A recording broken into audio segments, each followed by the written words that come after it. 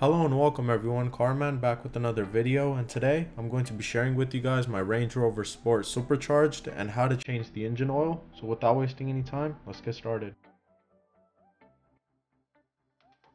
So I'm going to safely jack up the car. Underneath you might have this pan. If you don't, then the process is very easy. Otherwise it's a very heavy metal pan and it's held on by some 13mm bolts. So I'm going to remove these and make sure you have a helping hand because this pan again is very heavy.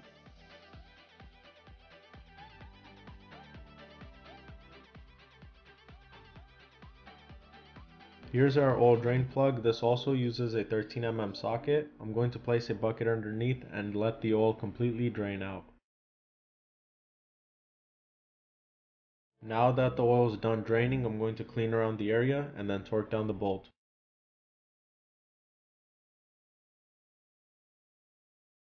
And now it's time to add our new engine oil. I'm using Mobil 1 5W30, and please check your user's manual to see how much your car calls for. My car calls for 8.1 quarts, so I'm going to add that and then check the oil level.